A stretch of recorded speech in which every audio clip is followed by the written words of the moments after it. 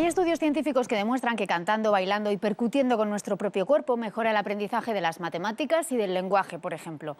Entonces, ¿por qué no utilizamos más esas herramientas?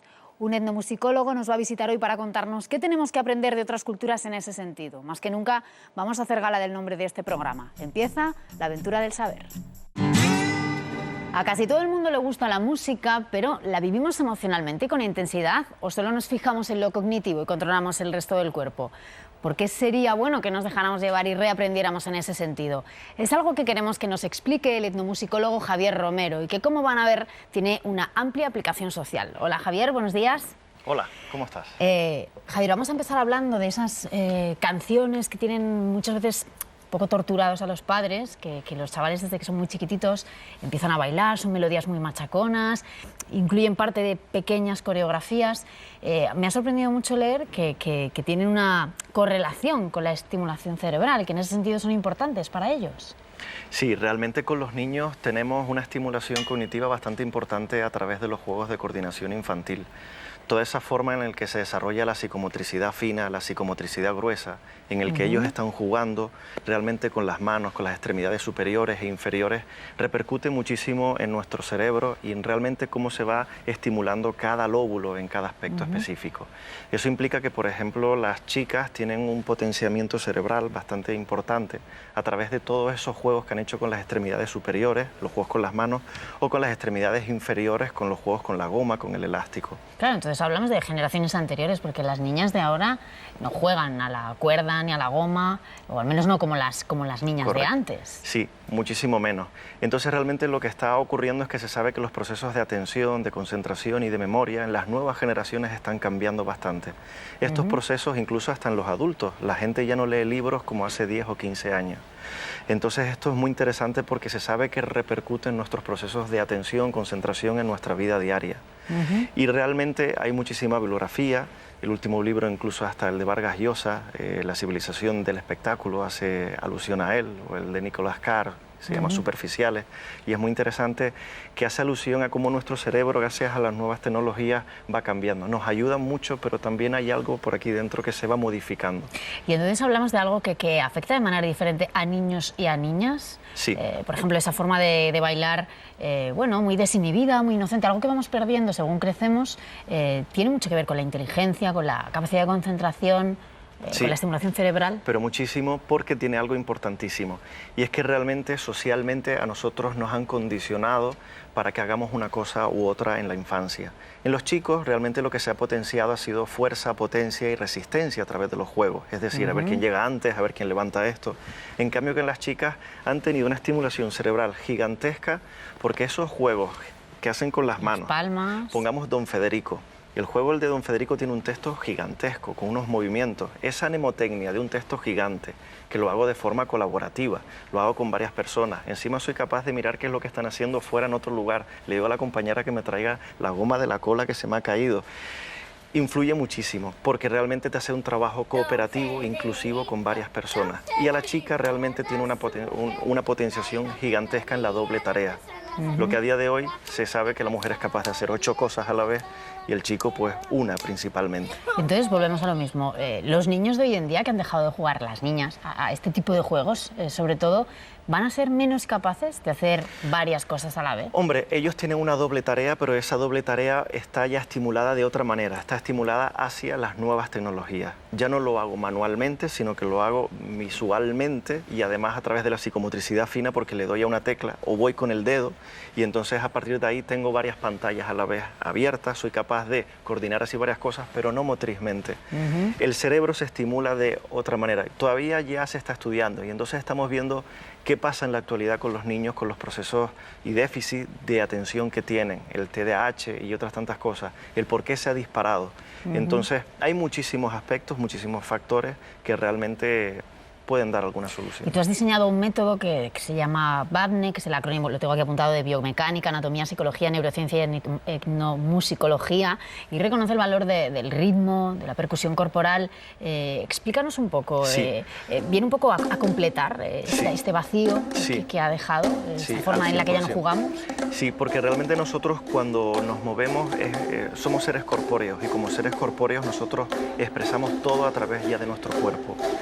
Esto es muy importante porque nosotros a partir de ahí, de la metodología Vapne, tenemos, digamos, en los grupos de investigación compuestos por neurólogos, neuropsicólogos, psiquiatras, fisioterapeutas, y entonces trabajamos con personas sanas, niños, adultos, normales, y después también con personas que tienen ya pequeñas carencias o mayores.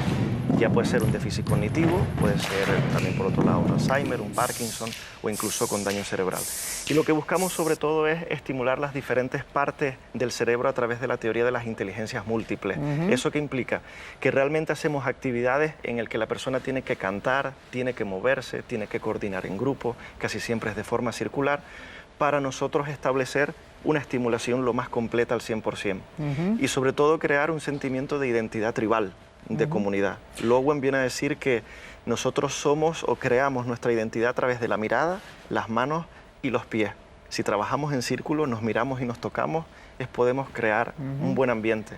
Pero si aprendemos de forma jerárquica, el profe aquí y los alumnos, el que yo le veo, el cogote al que tengo delante, crea competición, crea competitividad y entonces se rompe. Y, por ejemplo, el hecho de que en África, ¿no?, a uno se le vienen rápidamente a la mente estas imágenes de danzas tribales, son ritos que ellos desarrollan a lo largo de toda la vida para celebrar diferentes acontecimientos, momentos, y mucho menos en Asia. ¿Significa esto que en África tienen más desarrollo cerebral en ese sentido? Hombre, se sabe que ellos tienen más estimulación kinestésica, más motora. Hay varios estudios que hablan del por qué la gente de color se mueve mejor que la gente blanca en ese sentido. Y mucho mejor que los asiáticos, y por mucho ejemplo. mejor que los asiáticos, porque el cuerpo se concibe de otra manera.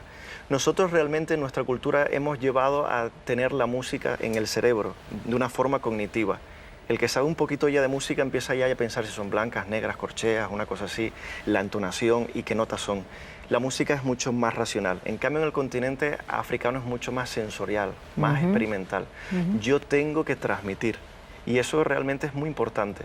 En cambio, en Asia, el concepto del cuerpo es un poquito ya más diferente. Se trabaja mucho a nivel terapéutico también, conocemos el Reiki y el Qigong, la acupuntura, pero es muchísimo más interior y no tanto hacia el exterior como sí lo podemos encontrar en África, donde realmente además tiene aspectos curativos y terapéuticos en esa cultura africana. Y no nos queda mucho tiempo, pero quiero que nos expliques las derivadas, todas esas aplicaciones que tiene el método Vapne. Nos hablas, por un lado, para niños de todo tipo de edades, porque habéis diseñado una serie de actividades, de aplicaciones que se sirven de la percusión corporal, también para adultos. Correcto. En la Universidad de Alicante continuamente tenéis grupos en los que trabajáis las bondades del método, y después para personas con Alzheimer, con Parkinson, déficit de atención, dislexia. Cuéntanos un poco, destaca algo. Sí, con los niños nosotros lo que hacemos es que trabajamos mucho para lo que es la dislexia, los problemas de atención, concentración y memoria. Y también para niños sanos, en el que tenemos un planteamiento de actividades con el grupo de investigación en el que les hacemos un pretest y un post-test. Es decir, los estudiamos antes de que entren en esta dinámica y a partir de la 10ª semana les volvemos a hacer un post-test para saber qué modificaciones hay en atención, concentración y memoria. Por otro lado, lo hacemos precisamente para poder estimular las diferentes partes en el cerebro, y el cuerpo calloso sobre todo tiene una función importantísima, que es lo que une un hemisferio con el otro, para que haya una transferencia de información. Es decir, si yo hablo, sí, estoy estimulando lo que es el lóbulo temporal, la que aparece justo aquí, que es el área de Broca, que justo da con el lóbulo frontal. Pero claro, el escuchar con el contrario, que es el de Wernicke. Si yo canto, va el hemisferio al contrario. Si yo tengo que mirar, si tengo ya que tocar, va al parietal y hay otras partes. Y lo que buscamos es estimular de forma continua. ¿Cómo estimulamos? A través de actividades que no tienen una mayor duración de 3 minutos. El niño más de 3 minutos haciendo una actividad empieza a aburrirse, entre comillas, y empieza a caer un poquito ese proceso. Nosotros se lo variamos. Importante que él tiene que cantar, tiene que moverse y relacionarse con sus compañeros. Nunca puede hacerlo con música de fondo, con un CD. Eso tiene más estimulación, digamos, emocional que realmente que cognitiva.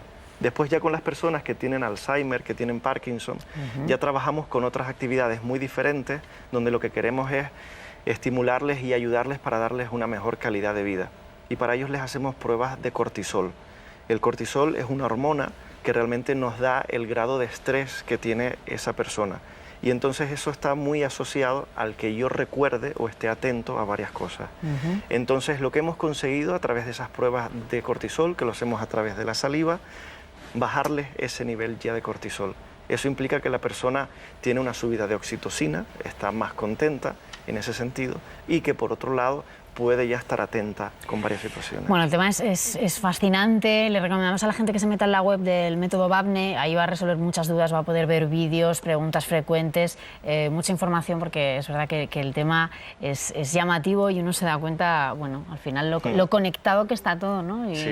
Y cómo tenemos que volver a mirar atrás un poco para recuperar aquella parte buena, ¿no?, de la infancia, esa desinhibición. Bueno, Javier, se nos ha acabado el tiempo. Muchas gracias por haber visitado la aventura del saber y por hablarnos un poco, ¿no?, de todas las utilidades de la percusión corporal como método terapéutica. Toda la información en la web del método, preguntas frecuentes, vídeos y bueno, mucha información extra. Gracias. A ti, muchas gracias por la invitación.